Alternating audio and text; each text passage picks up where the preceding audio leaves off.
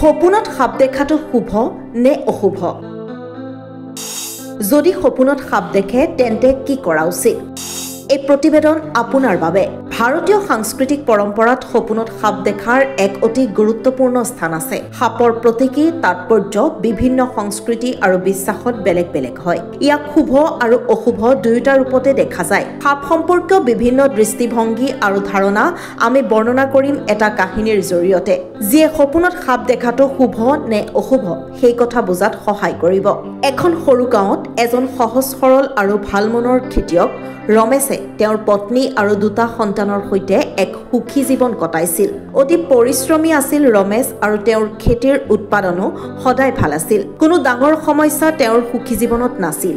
কিন্তু তেওঁৰ জীৱনটো এটা নিশাৰ সপোনৰ বাবেই সলনি হ'বলৈ গৈ আছিল। ৰাতি শুই থকা অৱস্থাত ৰমেশে তেওঁৰ বাৰীৰ ফালে এটা প্ৰকাণ্ড সাপ আহি থকা দেখা পালে। ৰমেশে উদ্বিগ্নতা আৰু ভয় অনুভৱ কৰিলে।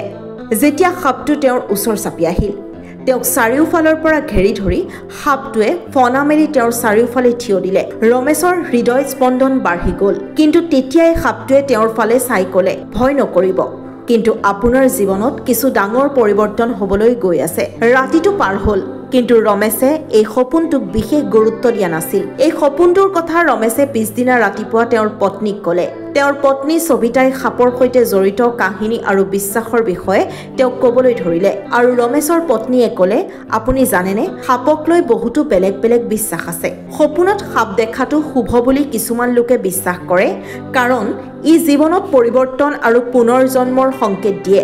আনহাতে কিছুমানে ইয়াক অশুভ বুলিও মানে, কাৰণ সাপক প্ৰায়ে বিপদ আৰু বাধাৰ প্ৰতীক হিচাপে গণ্য কৰা হয়। ৰমেশে সবিতাৰ কথাত অনুপ্ৰাণিত হৈ ভাবিলে যে তেওঁৰ সপোনৰ অৰ্থ জানিবলৈ এজন জ্ঞানী ব্যক্তিৰ পৰামৰ্শ লোৱা উচিত। তেওঁ গাঁৱৰ বৃদ্ধ জ্ঞানী বাবা ৰামকৃষ্ণক লগ কৰাৰ সিদ্ধান্ত ল'লে, যিজন তেওঁৰ অভিজ্ঞতা আৰু গভীৰ জ্ঞানৰ বাবে গোটেই অঞ্চলটোতে বিখ্যাত আছিল। নিজৰ সপোনৰ কথা ৰমেশে বাবা ৰামকৃষ্ণৰ আগত বৰ্ণনা কৰিলে। মনোযোগেৰে শুনি বাবাই এটা হাঁহি মাৰি ক'লে, সপোনত সাপ দেখাটো সপোন দেখাজনৰ জীৱনত পৰিৱৰ্তনৰ এক চিন হিচাপে গণ্য কৰা হয়। পুৰণি বস্তু ত্যাগ কৰি নতুন বস্তু গ্ৰহণ কৰাৰ প্ৰতীক হৈছে সাপ। যদিহে আপুনি সপোনত সাপ দেখিছে, তেন্তে ই আপোনাৰ জীৱনত কিছুমান ডাঙৰ আৰু গুৰুত্বপূৰ্ণ পৰিৱৰ্তন আহিবলৈ ধৰাৰ লক্ষণ হ'ব পাৰে। আপোনাৰ বাবে এই পৰিৱৰ্তন উপকাৰী হ'ব, কিন্তু তাৰ বাবে আপুনি ধৈৰ্য আৰু সাহস ৰখাটো প্ৰয়োজন। ৰমেশে বাবাৰ এই কথাবোৰত মনোযোগ দি জীৱনত পৰিৱৰ্তনৰ আশা কৰিবলৈ ধৰিলে। বহুতো গুৰুত্বপূৰ্ণ পৰিৱৰ্তন তেওঁৰ জীৱনত লাহে লাহে আহিবলৈ ধৰিলে। আগৰ তুলনাত তেওঁৰ খেতি বাঢ়ি গ'ল আৰু গাঁৱত তেওঁৰ সুনাম বৃদ্ধি পালে। সপোনত সাপ দেখাৰ অৰ্থ যে সদায় ঋণাত্মক নহয়, সেই কথা তেওঁ বুজি পাইছিল, বৰঞ্চ ই জীৱনত উন্নতি আৰু সফলতাৰো এক লক্ষণ হ'ব পাৰে। ৰমেশে এদিন উপলব্ধি কৰিলে যেন তেওঁৰ সফলতা আৰু সুখ তেওঁৰ সপোনৰ পৰা পোৱা ইতিবাচক সংকেতবোৰৰ বাবেই সম্ভৱ হৈছে। তেওঁ শিকিলে যে সাপৰ দৰে দেখা প্ৰতিটো সপোনে জীৱনৰ কোনোবা নহয় কোনোবা এটা দিশৰ ইংগিত দিয়ে।